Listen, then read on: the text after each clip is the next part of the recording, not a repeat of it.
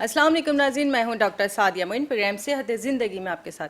नाज़रीन, हम हर इतवार शाम 4 बजे से 5 बजे तक आपके साथ इस प्रोग्राम में मौजूद होते हैं। इस प्रोग्राम में जानते हैं हम मुख्तलिफ डिजीज़ के बारे में डिटेल से, यानी किसी भी बीमारी होने की वजूहात, अलामात, इलाज, मौलज, एहतियाती तदाबीर और ग़िज़ाई एहतियात के बारे में इस प्रोग्राम में हम आपको अवेयरनेस देते हैं। और मुख्तलिफ डिजीज़ पर हम डिटेल से बात कर चुके हैं, क्योंकि मुख्तलिफ डिजीज़ के स्पेशल इस प्रोग्राम में आते हैं और आपको डिटेल से अवेयरनेस देते हैं। आज का जो हमारा टॉपिक है वो बहुत अहम टॉपिक है, यानी कि मौसम गर्मा में बच्चों में पैदा होने वाली बीमारियाँ, डायरिया, डिसेंट्री एंड कॉलेरा। आज इस टॉपिक पे हम बात कर रहे हैं। इस टॉपिक पे बात करने के लिए जो मेरे गेस्ट मेरे साथ मौजूद हैं, मैं आपसे उनका तारुफ कराती चलूँ। मेरे साथ मौजूद हैं पीडियाट्रिशियन डॉक्टर आतिफ मंसूर, जो CEO हैं ज़ैमिस्ट मार्केटिंग हब। इसके साथ जनरल सेक्रेटरी हैं अल अता फाउंडेशन। तो उनको करते हैं खुशामदीद। अस्सलाम वालेकुम डॉक्टर साहब। वालेकुम सलाम जी, बहुत बहुत शुक्रिया आपने इन्वाइट किया अपने प्रोग्राम में। Very thankful to you. और नाज़रीन, मेरी जो अगली गेस्ट हैं उनका मैं आपसे तारुफ करवाती चलूँ। बेसिकली वो माइंड सेट कोच हैं। और ये होता क्या है माइंड सेट कोच, करता क्या है और इसकी क्या सारी थेरेपीज़ होती हैं, इस बारे में हम जानेंगे बुशरा से। तो उनको कहते हैं खुशामदीद। अस्सलाम वालेकुम बुशरा। वालेकुम सलाम। कैसी हैं? ठीक ठाक अल्हम्दुलिल्लाह। नाज़रीन, आज हम जिस टॉपिक पे बात करें, हमारे घर में जो छोटे बच्चे होते हैं और गर्मी के मौसम में अगर खुदा न खास्ता वो तबीयत ख़राब हो जाती है, डायरिया हो जाता है, डिसेंट्री हो जाती है या कॉलरा, और ख़ासकर ये उस वक्त होता है जब बच्चे अमूमन कोई ऐसी चीज़ खा लेते हैं, उनकी डाइजेशन डिस्टर्ब हो जाती है या बुखार हो जाता है। तो इस बारे में हम जानते हैं डॉक्टर आतिफ मंसूर से। डॉक्टर साहब, मुझे आप सबसे पहले ये बताइए कि जो समर डिजीज़ होती हैं बच्चों में, उनमें ख़ास जो मैंने ये 3 डिजीज़ पर हम बात कर रहे हैं, तो डायरिया के हवाले से बताएं कि डायरिया होता क्या है और होता क्यों है। देखें, गर्मियाँ जैसे स्टार्ट होती हैं, आपने बिल्कुल बताया कि डायरिया बहुत ज़्यादा कॉमन हो जाता है, सही है। तो अब इसकी वजूहात ये होती हैं कि जो भी हम लोग बाहर से गंदी चीज़ें खा रहे हैं, या लाइक कोई भी वायरस बच्चा जब भी उसको हाथ लगाएगा और मुंह में रखेगा, तो जब या कोई ऐसी गंदी चीज़ खाएगा जो हाइजीन नहीं होगी जिसमें, तो उससे डायरिया शुरू बच्चों को हो जाता है। अब देखें, डायरिया में जो हमें चीज़ जो सबसे ज़्यादा इंपॉर्टेंट होती है, जो हमें देखनी पड़ती है कि बच्चों में पानी की कमी ना हो, वो बहुत ज़्यादा ज़रूरी है, जो डिहाइड्रेशन होती है। क्योंकि लाइक जो वायरस है उससे कोई इलाज तो नहीं होता, आपको सिर्फ देखना होता है, आपको सिंपली उसको डिहाइड्रेट करना है बच्चे को ना। हमारी ये प्रॉब्लम ये है कि हम शुरू में एंटीबायोटिक स्टार्ट कर देते हैं, जो बहुत गलत है। लाइक जब तक आपको कंफर्म ना हो कि उसमें कोई एक्टिव बैक्टीरियल इन्फेक्शन इन्वॉल्व नहीं है, जब तक हम उसको एंटीबायोटिक नहीं देते। सिर्फ आपको उसको रिहाइड्रेट करना है, खिचड़ी दही केला देना है, पानी की कमी को देखने के, बस पानी की कमी ना हो बच्चे में ना, अच्छा, उस चीज़ का ख्याल रखना है। हाँ, जो आपने बोला कि ये सारी चीज़ों का ख्याल है, पहले मुझे एक बात बताएं कि जब बच्चे को डायरिया होता है वो सिम्टम क्या देता है। देखिए, loose motion is called diarrhoea ना। तो लूज मोशन जब बच्चे को आ रहे हैं, तो और आपको लग रहा है कि काफ़ी 1 घंटे में 3-4 मोशन आ गए या बहुत ज़्यादा वाटरी मोशन आ रहे हैं, तो उस वक्त आपको उसका ख्याल रखना है कि क्यों आ रहे हैं, इसकी वजह क्या है, या वॉमिटिंग हो रही है, ऐसे कोई आपको लग रहा है कि नहीं मोशन को ज़्यादा हो गए हैं बच्चे को, तो इसमें जब भी मैंने कहा कि पानी की कमी को देखना है। अगर बच्चा नॉर्मल है और एक्टिव है, लेथार्जिक नहीं हो रहा, तो आप उसको ORS देंगे सिर्फ जैसे वो मोशन करेगा, और प्रोबायोटिक कोई दे देंगे, या और जिंक सिरप जो होता है वो दे देंगे। बाकी ग़िज़ा में खिचड़ी दही केला, अगर छोटा बच्चा है तो दूध कोशिश करेंगे कम से कम दें या बंद कर दें। फिर आपको उसकी वजह मालूम कर दें। डायरिया आपको पता चलना चाहिए कि डायरिया हो क्यों रहा है, उसकी वजह क्या है। जैसे आप आगे बात करिए कि कॉलरा, डिसेंट्री, या कोई और वजह, गैस्ट्रोएंटेराइटिस, कुछ भी इसकी कोई और भी सिम्टम्स में हो सकता है। बहुत सारी वजूहात हैं जिससे डायरिया हो सकता है, हमें रूल आउट करना होता है डायरिया है क्या। डायरिया। अच्छा, जब बच्चे को डायरिया हो गया है तो उसके साथ साथ जो सिम्टम्स वो दे रहा है, तो फीवर भी होता है, वॉमिटिंग भी करता है साथ देखिए, साथ। वही मैंने बताया आपको कि जो डायरिया है ना, जब लूज मोशन आ रहे हैं तो उसके साथ साथ वॉमिटिंग भी आ सकती है, फीवर भी आ सकता है। तो वो आपको रूल आउट करना है ये बैक्टीरियल है या वायरल है, तो वो आपको डिफ्रेंशिएट करना होता है कि तो ये इसके लिए वायरल लैब है, इन्वेस्टिगेशन बैक्टीरियल। करनी होगी। डिपेंड करता है, जब आप डॉक्टर के बच्चे के पास जाएंगे तो वो देखेगा, वो फिर स्टूल DR टेस्ट और CBC करवा के देखेगा कि बच्चा किस तरफ जा रहा है। लाइक ज़्यादातर यूजली ये वायरल होता है, लेकिन अगर हमें लगेगा कि इसमें नहीं फीवर आ रहा है और कुछ बैक्टीरिया इन्वॉल्व है, तो फिर हम ब्लड टेस्ट करवा लेते हैं और फिर एंटीबायोटिक देनी पड़ती है। ठीक है, ठीक है। नाज़रीन, जिस तरीके से डॉक्टर आतिफ ने हमें बताया कि बच्चों में अगर डायरिया की अलामत होती हैं तो उसको बहुत ज़्यादा एहतियात की ज़रूरत है, और ख़ासकर ये देखना होता है कि पेरेंट्स ने कि बच्चे को डिहाइड्रेशन ना हो, क्योंकि वो बहुत ज़्यादा रिस्की हो जाता है। कोशिश किया करें कि फ़ौरन डॉक्टर से कंसल्ट कर लें। और बात क्या है कि नाज़रीन, हम आजकल का जो वक्त है कि जैसे MBBS करने के बाद जो है कोई डॉक्टर जो साइकेट्रिस्ट बनता है, और साइकेट्रिस्ट जब किसी भी पेशेंट को ट्रीट करता है तो वो काउंसलिंग के साथ मेडिकेशन करता है। इसी तरह साइकोलॉजिस्ट होता है जो मास्टर्स ऑफ साइकोलॉजी होते हैं, तो वो काउंसलिंग करके अपने पेशेंट्स को ट्रीट करते हैं। लेकिन बहुत सारे लोग होते हैं जो साइकेट्रिस्ट के पास भी नहीं जाना चाहते और साइकोलॉजिस्ट के पास भी नहीं जाना चाहते। वो चाहते कोई ऐसा बंदा हमारी ज़िंदगी में हो जो हमारी प्रॉब्लम को हल करे, हमारी बात को सुने, यानी जिस वजह से हमारा माइंड अपसेट हो गया उसको वापस सेट करे। तो चलते हैं जनाब बुशरा की तरफ, और बुशरा से ही जानते हैं कि ये माइंड सेट कोच क्या होता है और क्या करता है। जी जनाब बुशरा, पहले तो आप मुझे सबसे पहले ये बताइए कि आपने इस फील्ड का इंतखाब क्यों किया। हाँ, thank you so much Sadia, और वेरी वेल डिफाइंड, आपने बहुत अच्छे तरीके से डिफाइन किया। इनफैक्ट मैंने क्यों चूज़ किया, क्योंकि देयर वाज अ टाइम जब मैं अपनी लाइफ में एक ऐसे फेज से गुजरी थी जहाँ पे मैं, क्योंकि फाइनेंस से मेरा ताल्लुक़ रहा है, काफ़ी अर्सा बिजनेस सेक्टर से मेरा ताल्लुक़ रहा है। एक पॉइंट ऐसा था जहाँ पे मैंने रियलाइज़ किया कि मुझे किसी हेल्प की ज़रूरत है, और मैं किसी साइकेट्रिस्ट के पास नहीं जाना चाह रही हूँ, मैं साइकोलॉजिस्ट के पास नहीं जाना चाह रही हूँ, और कुछ ऐसी चीज़ें हैं जो बिज़नेस से रिलेटेड हैं, जो मुझे एक ऐसी चीज़ से निकालने में मदद चाहिए, नॉर्मली मुझे वो मिल नहीं रही थी। जब मुझे इस सेक्टर का पता लगा, मुझे इस फील्ड का पता लगा और इसके रिजल्ट्स का पता लगा, स्पेशली रिजल्ट्स के ऊपर बात आती है तो आपको वो इतने जल्दी इसके रिजल्ट्स मिलते हैं, तब मैंने जाके इस फील्ड को ऑप्ट किया। क्योंकि साइकोलॉजिस्ट और psychiatrist over the period of मेरे ख्याल से साल 2 साल लोगों को लग जाते हैं। सही है, बिल्कुल। आई एम सॉरी अगर यहाँ पे नहीं, कोई नो, साइकेट्रिस्ट देखिए है। हमारा प्रोग्राम करने का मकसद इस सेंस में होता है कि लोगों को अवेयरनेस मिले कि जो उनकी कंडीशन है बेसिकली वो साइकेट्रिस्ट की है, साइकोलॉजिस्ट की या माइंडसेट कोच की है, जो कि एक नई फील्ड है हमारे सामने, हमारी आवाम को पता चलना चाहिए। आप बिल्कुल आराम से बता सकती हैं। पाकिस्तान में कम कॉन्सेप्ट है इसका, यूरोपियन साइड पे काफ़ी ज़्यादा है। लोग कोचेस हायर करते हैं और डिफरेंट काइंड्स ऑफ कोचेस होते हैं। माइंडसेट कोच वो होता है जो आपके थॉट प्रोसेसेस को सही करता है, जहाँ पे आप नेगेटिविटी के अंदर होते हैं या नेगेटिव इमोशंस होते हैं। जैसे भी आप लोग बात कर रहे हैं कि घर में किसी को डायरिया हो जाता है, बच्चे की तबीयत खराब हो जाती है, ऐसे पॉइंट पे अगर मदर्स खुद एंजाइटी में चली जाएंगी या फैमिली के अंदर एक हैपहैज़र्ड सिचुएशन क्रिएट हो जाएगी जहाँ पे पैनिक क्रिएट हो जाता है कुछ फैमिलीज में, किसी की ऐसे ही है, तबीयत खराब होती है ऐसे तो। ही है, पूरा माहौल डिस्टर्ब हो जाता है। एग्जैक्टली, अब वो चीज़ हम बचपन में कंसीव कर लेते हैं और हमारे दिमागों में बैठ जाती है। फिर जब हमारा अपना टाइम आता है तो हमारा माइंड एक पर्टिकुलर फ्रेम में वर्क कर रहा होता है। उस चीज़ से कैसे निकलना है और हमने क्या चीज़ गलत लर्न की है जिसको अनलर्न करना है, इसको माइंडसेट कोचिंग कहते हैं। अच्छा, तो इस हवाले से जैसे आपके पास कोई क्लाइंट आया, उसने अपनी प्रॉब्लम शेयर की आपसे, तो आप फर्स्ट आपका क्या थेरेपी करती है उसे, उसका जो मेंटल हेल्थ है, मेंटल डिसऑर्डर है, तो उसको किस तरीके से माइंडसेट करती हैं? अच्छा, there is a difference. Mental health की तरफ हम जब बात करते हैं तो मेंटल हेल्थ इज़ समथिंग जैसे हम हेल्थ का ख्याल रखते हैं। डिसऑर्डर ऐसे है कि जैसे हमारे पास कोई ऑलरेडी बीमार आया है।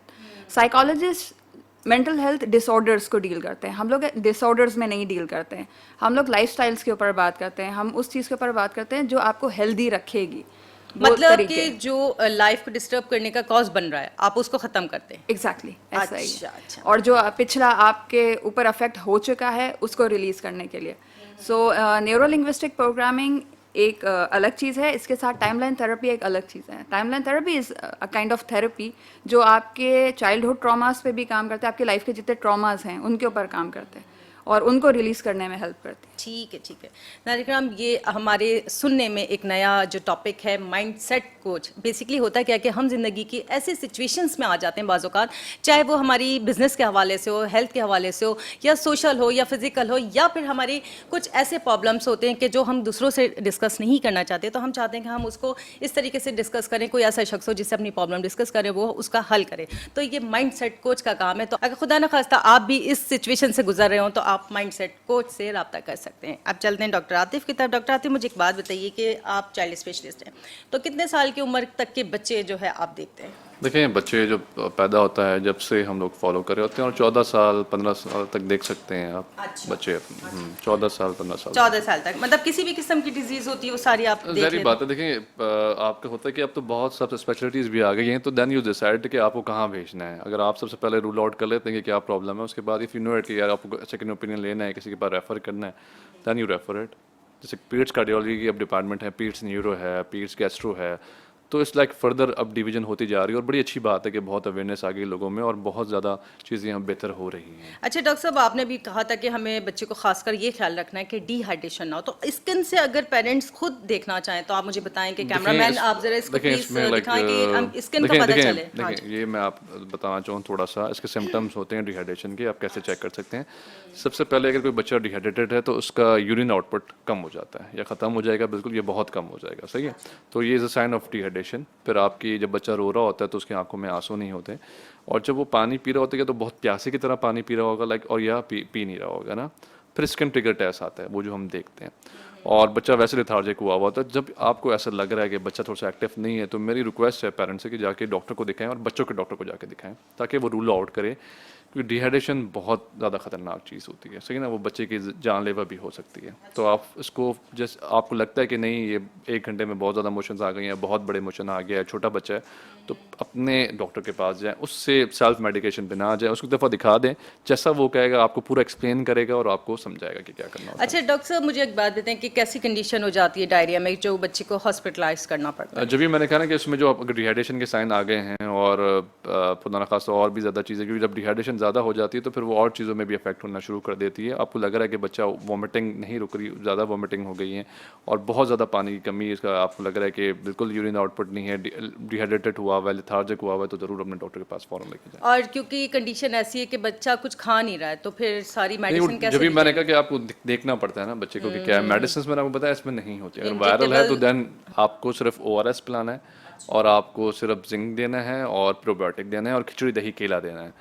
अगर कोई उसमें हमें बैक्टीरिया इन्वॉल्व होगा then we start antibiotic, otherwise वो इससे बेहतर हो जाता है। ORS बहुत ज़्यादा ज़रूरी है। जब भी मैं कह रहा हूँ कि ORS जब भी मोशन करे आपको फ़ौरन ORS से उसको रिप्लेस करना है। और छोटा बच्चा है तो मदर फीड पे है अगर, तो सिर्फ मदर फीड उसको देना है। सही सही। अच्छा, जिस तरीके से डॉक्टर साहब आपने मुझे बताया था शुरू में कि हमें वजह दरियाफ्त करनी होती है कि डायरिया हुआ क्यों है, तो आपके नज़दीक कौन कौन सी वजूहत हो सकती हैं कि बच्चे बाहर से अमूमन खा लेते हैं या फ्रेश फूड नहीं होता या ज़्यादा जैसे फ्रेश जूसेस ले लिया या कोई मेडिकेशन हो बीमार गई? देखिए, डायरिया तो बहुत सारी मैंने आपको बताया वजूहत हो सकती हैं, उसमें हर बीमारी में डायरिया की एक सिम्टम आ सकता है, कॉज उसमें हो सकता है। तो आपको देखना होता है कि उसकी वजह क्या है, बैक्टीरियल है, वायरल है, उसको फिर आप रूल आउट करेंगे कौन सी बीमारियों में भी है। जैसे लाइक खांसी होती है, वो बहुत सारी बीमारियों में हो सकती है, तो you have to rule out कि किस चीज़ में है। और गर्मियों की जैसे आप बात करें और जैसे बाहर हाइजीन, टाइफाइड बड़ा कॉमन है बाहर, हेपेटाइटिस ए हो जाता है जो बाहर गंदे खाने खाते हैं, अनहाइजीनिक खाना खाते हैं, तो उससे ये चीज़ें, पोलियो बहुत ज़्यादा com ball polio, hepatitis A, typhoid, ये सारी बीमारियां सिर्फ अनहाइजीनिक खाने की वजह से, और हाथ अगर ना धोएं तो बहुत सारी बीमारियां आपको हो सकती हाथ धोने का तो एक बाकायदा पेरेंट्स को चाहिए कि बच्चों को जैसे कहते हैं ना तरबियत दें कि हाथ धोनी है खाने से पहले पहले। ठीक है जनाब, जिस तरीके से डॉक्टर आतिफ ने हमें बताया कि अपने बच्चों की हिफाजत हमें खुद करनी है। देखिए बच्चे मासूम हैं, छोटे, उन्हें नहीं मालूम कि घर के हाइजीन वाले खाने कैसे होते हैं, बाहर के खाने कैसे होते हैं, क्योंकि अमूमन बच्चे बाहर के खाने की जो है वो जिद करते हैं और माएँ दे देती है, लेकिन वो मालूम नहीं होता कि आया ये सेहत बख्श है भी या नहीं। तो इस बात का ख्याल रखने की ज़रूरत है कि बच्चों को सेहत बख्श खाने खिलाएं। अब चलते हैं बुशरा की तरफ। बुशरा, मुझे ये बताइए कि आजकल का जो वक्त है, जिस माहौल से हम गुजर रहे हैं कि हमारे पास बहुत सारे टेंशन वाले मैटर हैं, इस हवाले से कि हम अगर देखें कि हुकूमत के हवाले से या माशी हवाले से, माशरती हवाले से, और ख़ास कर जो माहौल मौसम है गर्म, बहुत सारे लोगों में बहुत ज़्यादा एंजाइटी और डिप्रेशन हो जाता है और बहुत ज़्यादा ब्लड प्रेशर बढ़ रहा है, हार्ट के इशूज़ हो रहे हैं। तो आप किस तरीके से ट्रीट करती है इस हवाले से लोगों को?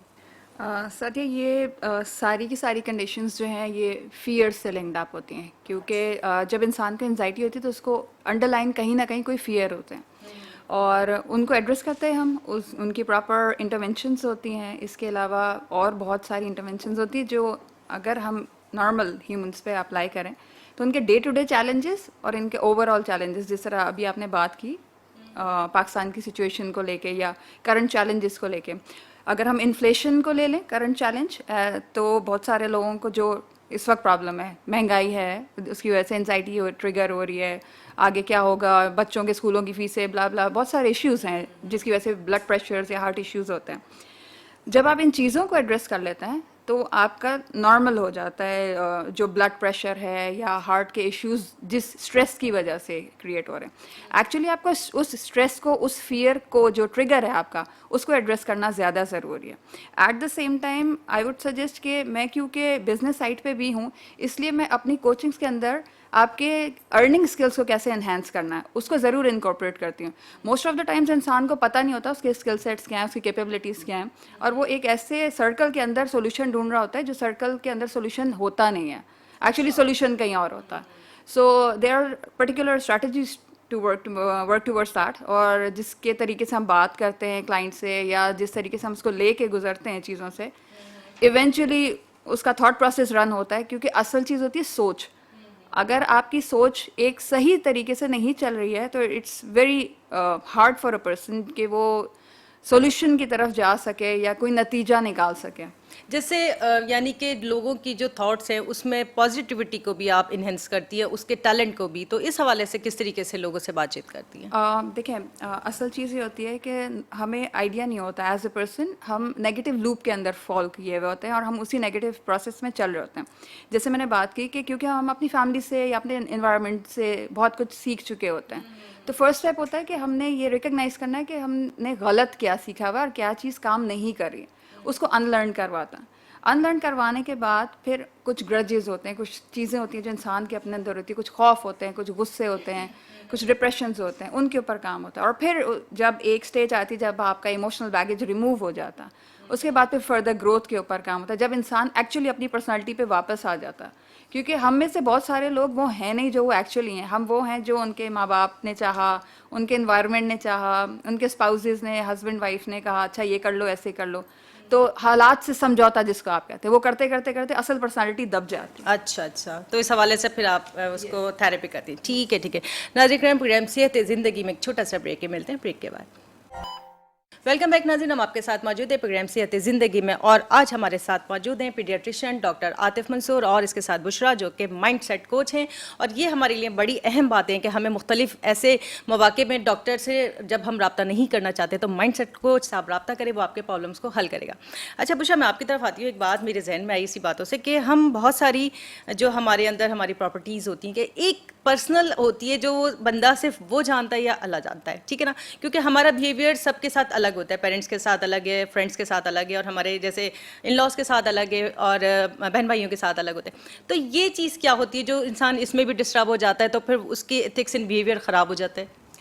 असल चीज़ सादिया यही है कि हम कहीं ना कहीं अपने इमोशंस को रिप्रेस कर रहे होते हैं, हम दबा रहे होते हैं हालात की वजह से, सामने वाले को बुरा ना लग जाए उस वजह से, या मोस्ट ऑफ द टाइम्स गुस्सा पेरेंट्स में होता है या आपके एनवायरनमेंट में कुछ ऐसा होता है जिसकी वजह से आप वो कर नहीं पाते जो आप करना चाह रहे होते हैं।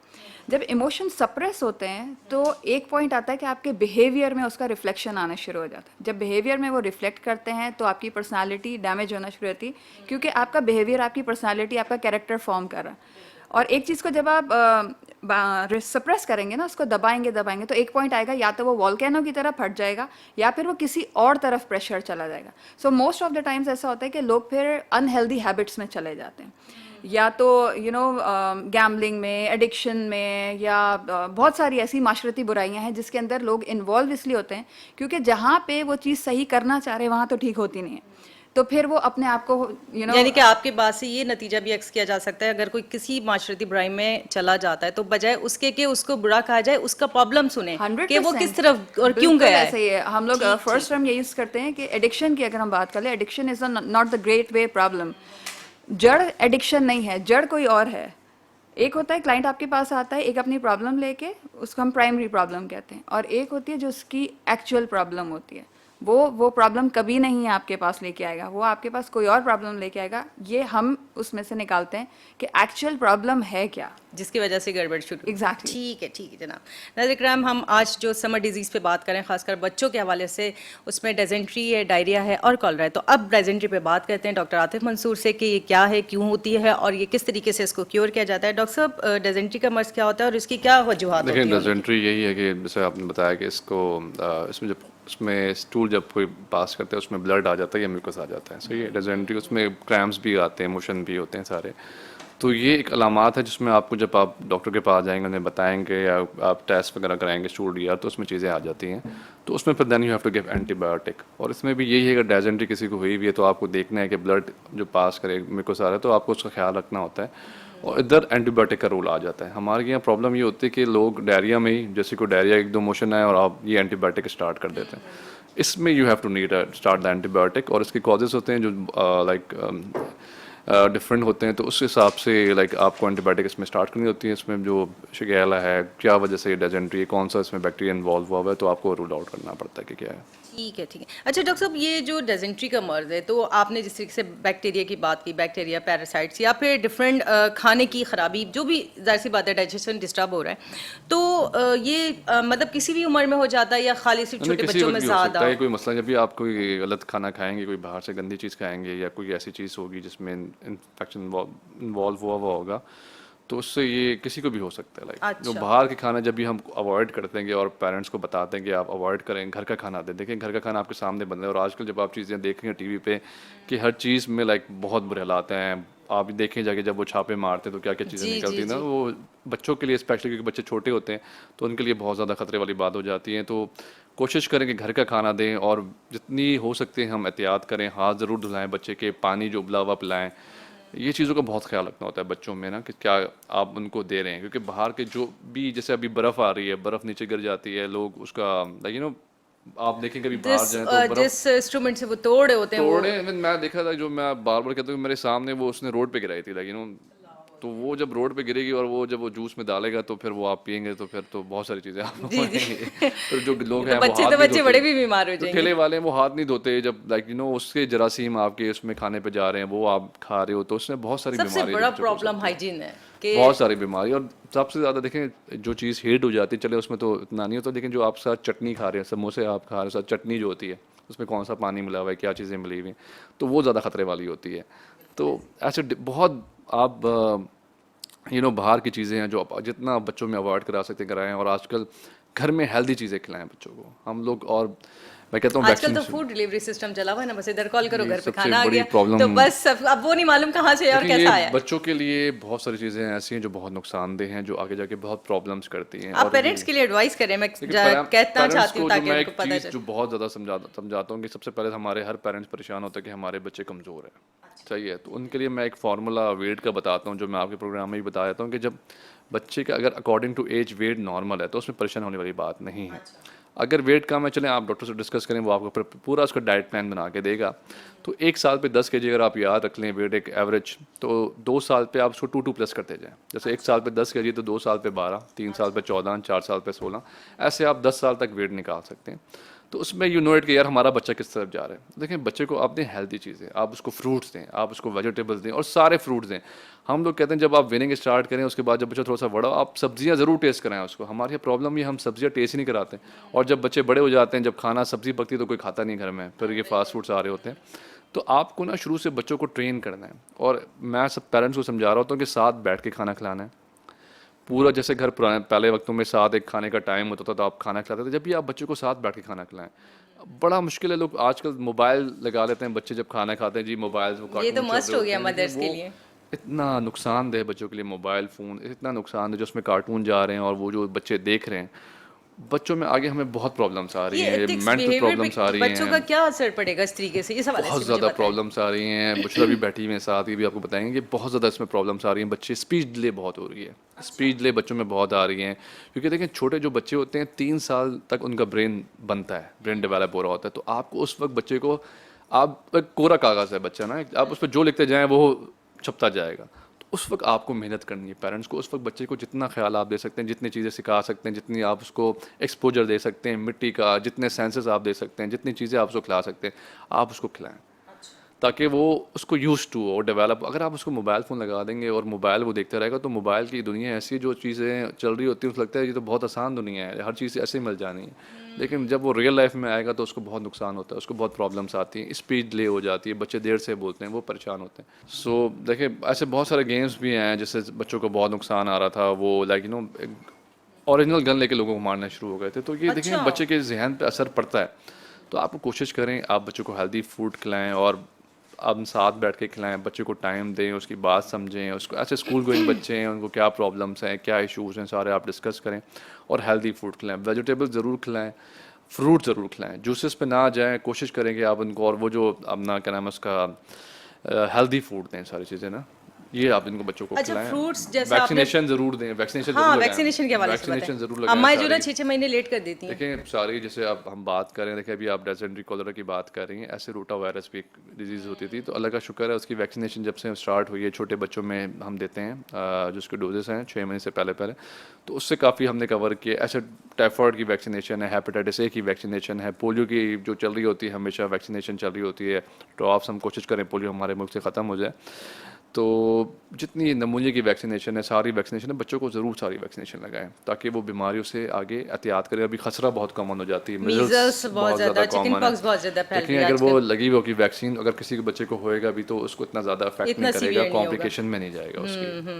अच्छा डॉक्टर साहब, जिस तरीके से आपने बताया कि बच्चों को जो हम ये फूड्स खिला रहे हैं, सब चीज़ें खिला रहे हैं, लेकिन अगर अल्लाह ना करे जैसे नाइट टाइम है, रात के टाइम है, उनको ये कंडीशन हो गई, वॉमिटिंग हो गई, मोशन, तो फर्स्ट एड के तौर पे हम क्या कर देखिए सकते वही हैं? मैंने बताया, उल्टी रोकने की और मोशन रोकने की कोई दवाई नहीं होती। आप इस बात को समझे, जो पेरेंट्स आते हैं हम उनको यही समझाते हैं कि उल्टी रोकने की और मोशन रोकने की वो तो दवाई वो कोई इसलिए रही है नहीं कि है। प्रॉब्लम है अंदर। सही है, तो अगर वो चीज़ जो भी वायरल इन्फेक्शन या बैक्टीरियल है तो आपको उसको रूल आउट करने के क्या है, और पानी की कमी नहीं होने देनी। आपको सिंपली ORS पिलाना है। आप सिर्फ उसे ORS पिलाएं, प्रोबायोटिक दें, जो मैं आपको बताया था कि आपको खिचड़ी दही केला देना है बस। आपको फिर लाइक ज़ाहिर बात है कि आप थोड़ी सी प्रोबायोटिक जितना देंगे उतना अच्छा है। अगर वॉमिटिंग बहुत ज़्यादा हो रही है देन आपको हॉस्पिटल लेके जाना है। सही है, और बच्चा अगर बहुत ज़्यादा 1 घंटे में वॉमिटिंग हो गई तो आप हॉस्पिटल लेके जाएं, वहीं डॉक्टर असेस करेगा डिहाइड्रेशन है या नहीं। ओरल आपको दे देगा, अगर ज़्यादा डिहाइड्रेशन होगी, बच्चा बिल्कुल ले नहीं पा रहा, सब चीज़ें बाहर निकाल रहा है, उल्टी हो जाए, फिर वो ड्रिप लगा देगा आपको। अच्छा, आपने जिस तरह वैक्सीनेशन की बात की, एक वैक्सीनेशन जैसे लग गई और उसका डॉक्टर कहता है आपने 2 ईयर्स बाद लगवानी है, अम्मा 4 महीने ऊपर कर दी थी, तो क्या इसमें नहीं, इफेक्ट ऐसे कोई पड़ता मसला है? नहीं, ऐसे कोई इशू नहीं होते। देखें, शुरू की जो बेसिक 1 साल तक की वैक्सीनेशन होती है वो बड़ी ज़्यादा कॉमन होती हैं। उसके बाद फिर आगे जो बूस्टर्स स्टार्ट हो जाते हैं, तो आप बेसिक वैक्सीनेशन लगा लें, वो टाइम से लगती है। जैसे रोटा वायरस है, वो 6 महीने से पहले पहले आपको पिलाने हैं ड्रॉप। तो ऐसे वैक्सीनेशन है, जैसे अगर आप उसको सही टाइम पे पिला लेंगे, अगर फिर भी मिस हो जाता है तो आप ऊपर जा सकते हैं, उससे कोई इशू नहीं होता। जो आगे बड़े हो के बच्चे हैं, जो बूस्टर्स हैं, उसमें आप थोड़ा सा लेट कर सकते हैं। ठीक है नाज़रीन, जिस तरीके से डॉक्टर साहब ने हमें बताया, डॉक्टर आतिफ ने, कि अपने बच्चों की केयर कैसे करनी है, कि अपना लाइफस्टाइल जैसा आपका है उसको उसी तरीके से चलाना है, यानी कि आपने जो खाना पीना है वो बच्चे को खिलाना है, और हेल्दी एंड फूड्स खिलाने हैं, और उसके साथ साथ सारे फ्रूट्स भी खिलाने हैं। बच्चे को हर चीज़ इब्तिदा से आप खिलाएंगे तो वो इस चीज़ का आदी हो जाएगा कि सब्जियां भी खाएगा, फल भी खाएगा, गोश्त भी, दालें भी। वरना बाज़ माएँ कंप्लेन करती हैं कि बच्चे हमारे दालें नहीं खाते, सब्जियां नहीं खाते, जबकि ये सेहत के लिए बहुत ज़रूरी है।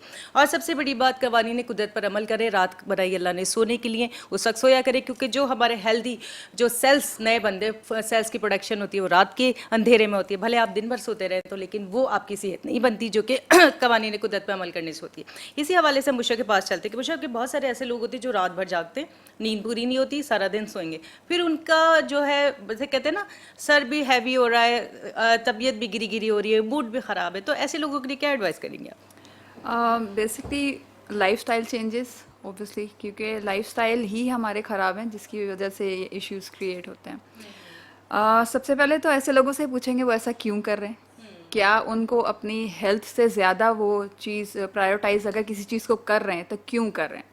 डेफिनेटली उसकी कोई रीज़न होगी जिसकी वजह से वो अपनी हेल्थ को स्टेक पे डाल रहे हैं।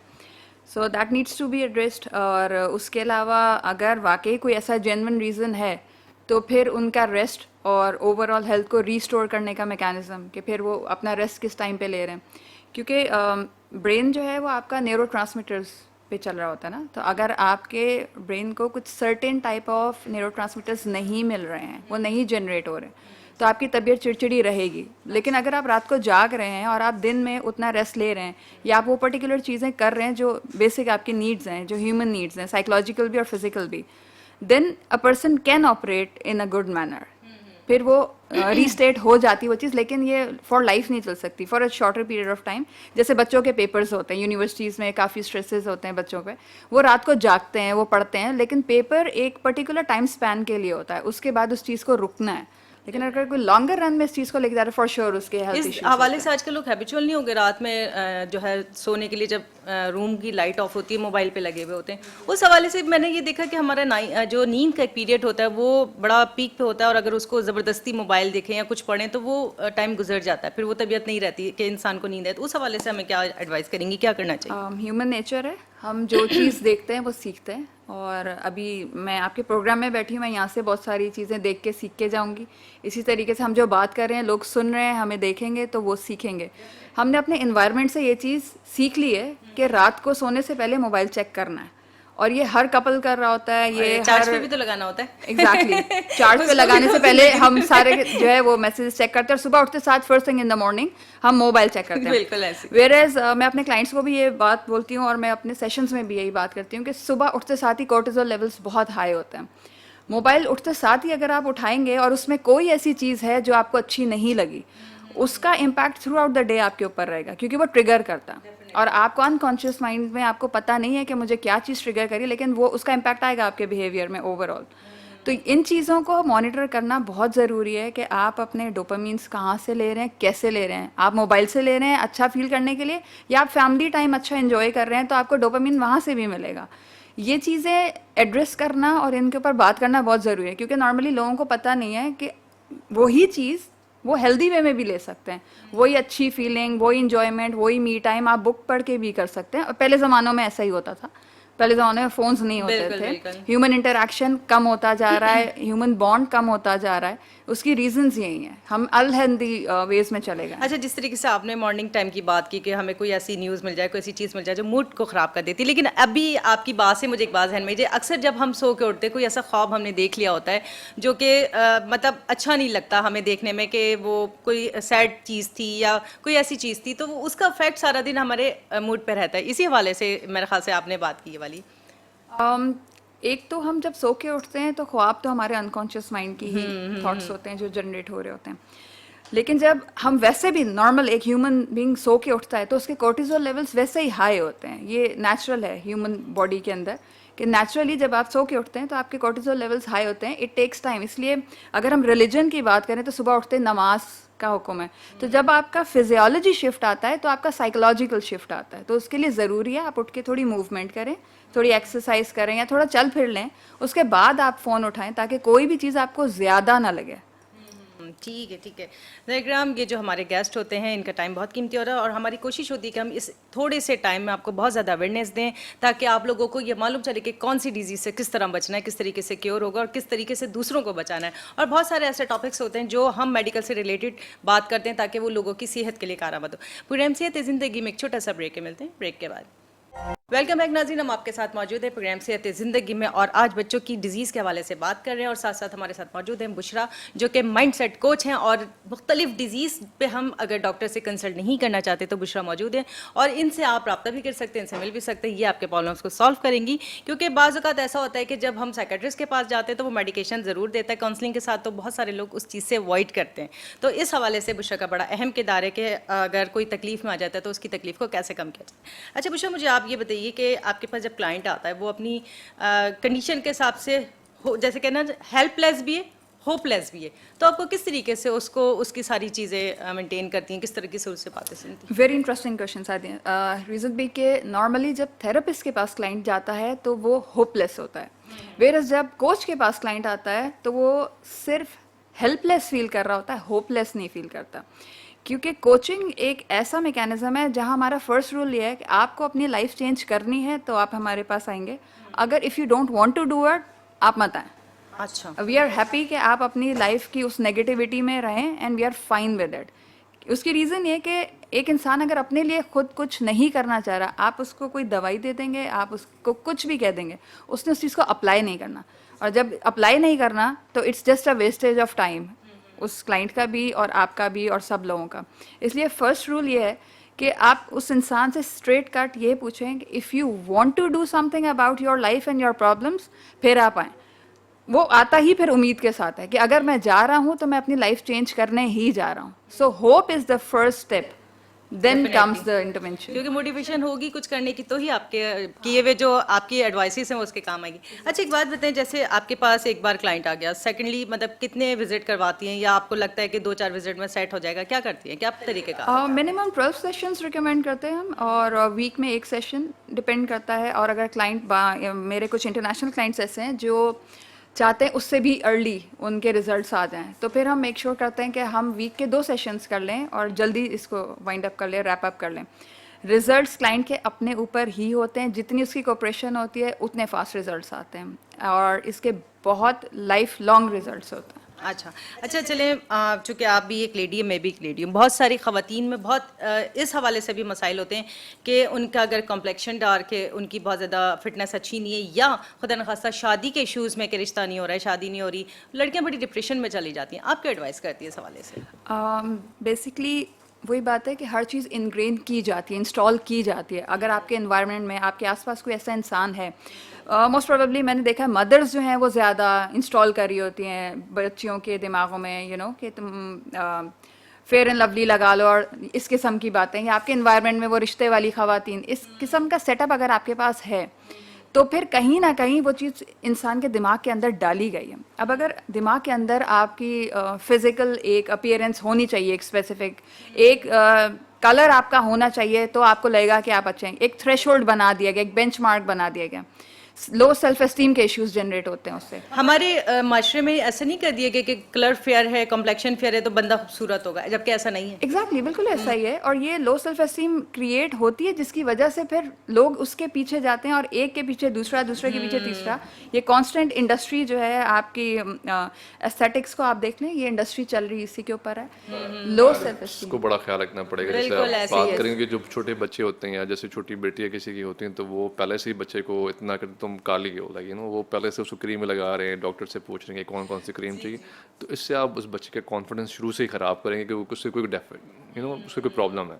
तो ऐसे बच्चों में फिर कॉन्फिडेंस गेन नहीं होता। तो आपको ये चीज़ों से अवॉइड करना चाहिए, कॉन्फिडेंस देना चाहिए हर चीज़ में, और इन चीज़ों से थोड़ा दूर रहना चाहिए। बिल्कुल ऐसे, बिकॉज ये it's a role of parents, और मतलब एज अ सोसाइटी आप टीचर्स की भी अगर बात कर लें, उनका भी, या जितने भी लोग हैं जो स्टेक होल्डर्स हैं इस वक्त सोसाइटी के, जो बड़े हैं, उनके ये बहुत इंपॉर्टेंट रोल है कि वो क्या चीज़ आगे इंस्टॉल कर रहे हैं न्यू जनरेशन में।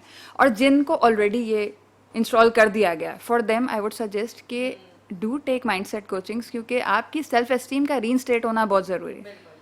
और असल में होता है कि डॉक्टर साहब, एक जैसे कि दो बहनें छोटी, एक का कलर फेयर है और एक का थोड़ा डे में, तो उसको वैसे ही जो ना बचपन में से जहन में बैठा दिया जाता है कि ये गोरी है, तुम दैट्स वेरी डेंजरस, जो बहुत ज़्यादा नुकसानदेह बच्चे की जो आगे वो बढ़ रहा है उसमें पहले से ही अपने अंदर सेल्फ जब उसमें कॉन्फिडेंस ही नहीं होगा तो आगे ज़िंदगी में उससे बड़ी प्रॉब्लम्स होती हैं। फिर most of the times result ज़्यादा अच्छे आते हैं उन लोगों के जो किसी भी कंपैरिजन का शिकार होते हैं, क्योंकि वो प्रूव करने के लिए ज़्यादा एफर्ट कर लेते हैं।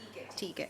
अच्छा डॉक्टर साहब, आप से बात करते हैं कॉलरा पे कि ये बेसिकली होता क्या है और क्यों होता है बच्चों को, इसका क्या ट्रीटमेंट? कॉलरा यही चीज़ है जैसे कॉज बाय वाइब्रो कॉलरा, जो एक बैक्टीरिया है और इंटेस्टाइन में हमारे होता है। इसकी वजह देखें वही है जो म्यूनसिपल वाटर अगर आप उसमें कहीं गलती से पी लें, या कोई बर्फ़ या कोई ऐसी चीज़ जो म्यूनसिपल जो गंदा पानी जो होता है, गटर का पानी अगर हम उस उर्दू में कह लेंगे, उसका पानी से आप बर्फ़ बनी आजकल हुई तो हो। जैसे आपके वाटर टैंक में भी उधर से लाइन जा रही वही- होती है वही तो पानी वजह है। टपक टपक के आ रहा होता है। वही वजूहात हैं इसकी सारी, वही जो Contaminated डायरिया की water। कॉजेस हैं वही यही इसमें भी। अगर उसमें अगर अब ये विब्रो कॉलरा के हैं जरासीम मौजूद और वो आपने पी लिया है तो फिर जारी बात है आपको कॉलरा हो सकता है। फिर वही मैंने कहा इसमें फिर हमें वही देखना है डिहाइड्रेशन कि किस तरह का कॉलरा है। अगर बहुत ज़्यादा डिहाइड्रेट हो रही है तो ये लैब थ्रेटनिंग हो सकता है, आपको फ़ौरन हॉस्पिटल जाना है।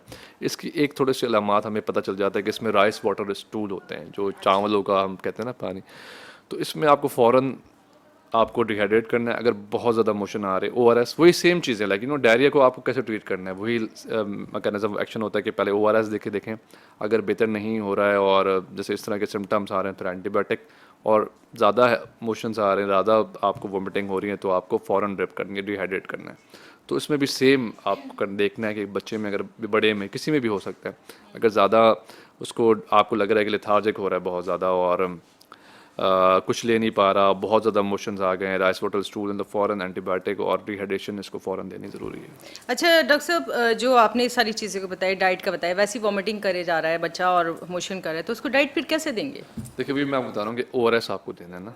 ORS आपको उसको पहले देखना है कि ORS अगर वो ले रहा है सही है, अगर वो ORS ले लेता है हर मोशन के बाद, और अगर ORS उसको टेक उसने कर लिया है, अंदर चला गया है और आप देख रहे हैं कि हाँ ये बेहतर है, थोड़ा सा इम्प्रूवमेंट है, तो आपको ओरली देना है। अगर आप देखते हैं कि नहीं ये तो नहीं ले पा रहा ओरली और डिहाइड्रेशन ज़्यादा हो रही है, लेथार्जिक हो रहा है, जो मैंने बताया था कि यूरिन आउटपुट ख़त्म हो गया, तो आपको हॉस्पिटल लेके जाना है, उसमें ड्रिप लगेगी सिर्फ, और एंटीबायोटिक अगर ज़रूरत होगी तो जैसे कॉलरा है तो एंटीबायोटिक दे देंगे, डायजेंट्री है तो उसमें भी एंटीबायोटिक देंगे। सिंपली अगर सिर्फ एक डायरिया है जिसमें वायरल कॉज है और उसमें डिहाइड्रेशन हुई हुई तो सिर्फ ड्रिप लगाते हैं, उसमें कोई एंटीबायोटिक की नीड नहीं होती। जो आगे टेस्ट होंगे उससे रूल आउट हो जाता है कि बैक्टीरियल और वायरस। अच्छा, जैसे डायरिया, डिसेंट्री या कॉलरा, इसमें भी बच्चों का डेथ रेशो क्या है? इसमें भी देखिए ये सारी वजूहत हम बताना डिहाइड्रेशन की वजह से हमें देखनी होगी। अगर डिहाइड्रेशन किसी में बहुत ज़्यादा हो जाएगी और बहुत सवेयर हो गई तो लाइफ थ्रेटनिंग हो सकता है। सही है, डिहाइड्रेशन जो है ना उसको हमें पकड़ना है। कि वो मेन कॉज है अगर अगर, डेथ जो की कॉलरा बहुत- में अगर बहुत सिवियर डिहाइड्रेशन हो गई या बहुत ज़्यादा तो उसमें डेथ हो सकती है। अच्छा, ये क्या डिहाइड्रेशन के फौरन से हो जाती है या कुछ नहीं, वही 2-3 दिन देखिए, लेता है एक पेशेंट? 2 दिन नहीं लेता, इसमें आपको अच्छा। देखना पड़ता है कि मोशन अगर वॉमिटिंग आ रहे हैं, अगर वही अगर बहुत बड़ा मोशन आ गया और बच्चा एक्टिव नहीं है, वही ना आपको देखना पड़ेगा बच्चा जो कि ड्रॉजी होके लेट लेकिन जाता यू है नो इट, वो। आपको पता चल जाता है कि बच्चा है एक्टिव है, आपको पता चल जाएगा उसका इनटेक कैसा है। अगर इनटेक ही नहीं ले रहा, कोई बच्चा बिल्कुल ऐसे लेथार्जिक पड़ा हुआ है, होश लेकिन बहुत कोई एक्टिविटी नहीं दिखा रहा, बड़ा बच्चा है तो ये इजीली नो इट कि वो बता भी देगा आपको। छोटे बच्चे हैं तो उसमें थोड़ी सी प्रॉब्लम होती है, उसमें हमें रूल आउट करना होता है। आपको देख रहे हैं कि यूरिन आउटपुट सुबह से इसने कोई यूरिन ही पास नहीं किया है, लेकिन और इस वक्त ज़रा नज़र रखनी होती है पेरेंट्स को कि क्या इशू हुआ। और अगर राइस वाटर आ रहे हैं वो तो एक बिल्कुल एक साइन है, और आपको या ब्लड आ रहा है इसमें तो फिर फ़ौरन डॉक्टर के पास जाएं। सेल्फ मेडिकेशन बिल्कुल नहीं करें इसमें। और ये इसमें अगर क्रैम्प्स वाले पेन हो रहे हैं पेट में, तीनों में क्या कंडीशन होती है?